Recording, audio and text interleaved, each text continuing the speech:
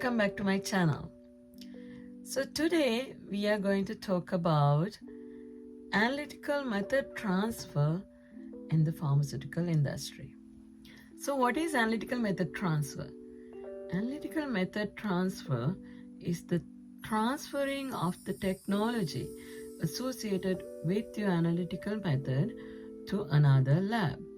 For example, if you develop a method in your analytical laboratory, you may need to transfer it to your QC laboratory or another contract laboratory for testing. So the activity that you perform associated with this procedure is called the analytical method transfer.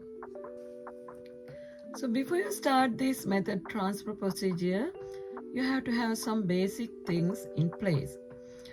Those are, number one, you need to have a method transfer protocol, approved method transfer protocol in place. And number two is you have to have a test method. And number three, you need to have enough samples, same sample for your receiving unit and transferring unit to test. And number four is that you have to have a predetermined acceptance criteria.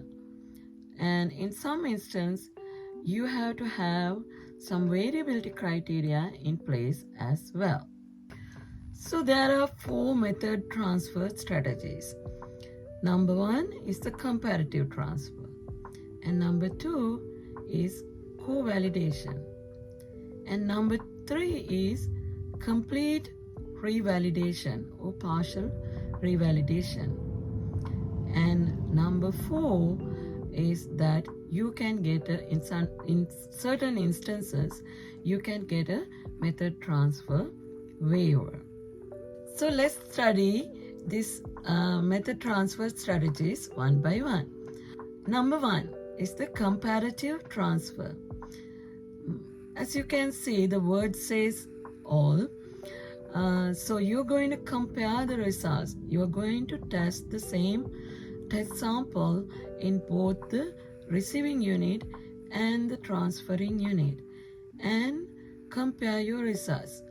If the results are comparable and both the ends meet the acceptance criteria, then you can transfer the method.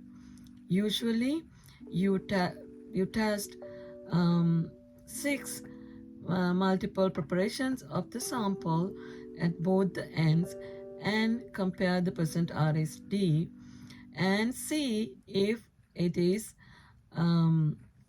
meeting the acceptance criteria. So same sample has to be used and both the ends has to meet the acceptance criteria. And then number two is the co-validation. Co-validation is that you validate, you have your analytical lab and you have your QC lab, you have the test method. In the validation, both parties validate the same test method. One part, like you share the parts. Receiving unit do the accuracy, you analytical lab you do the specificity, like that. Here you will check the reproducibility of your results, compare the results in receiving unit and the transferring unit.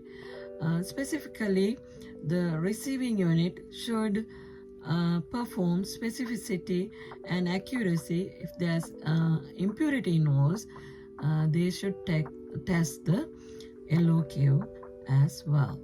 Third method is your receiving unit, either the QC lab or the contract laboratory will do partial revalidation or complete revalidation of the method that you're sending. So once they do the validation, there's no need to method transfer. If you're doing partial revalidation, here again, specificity, precision, and accuracy is usually tested by the receiving unit. So if they do their partial validation or revalidation, there's no need another method transfer to be performed.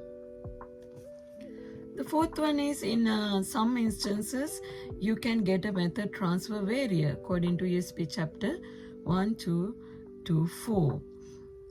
There are four instances that you can get a method transfer waiver. The first instance is that your sample that you are going to test is similar to an existing product. So you have a test method in place already that is already transferred and in use.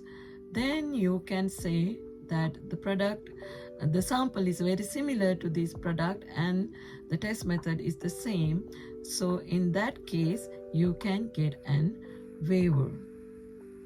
The next instance is that the procedure is a USP monograph procedure, and then the receiving lab is done verification on this monograph. So that instance also you can get an transfer waiver. The third one is that you can show that the procedure that needs to be transferred is similar to a procedure that you are using in your receiving unit. In that case also you can get a method transfer waiver.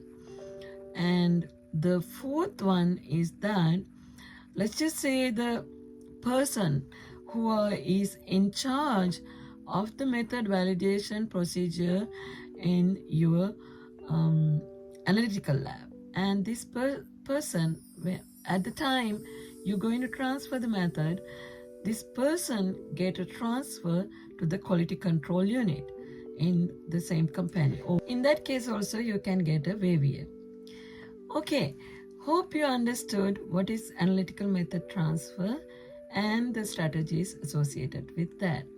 If you like to see more videos like this, please subscribe to my channel and don't forget to hit the bell icon so you will see my next video as soon as when it is out.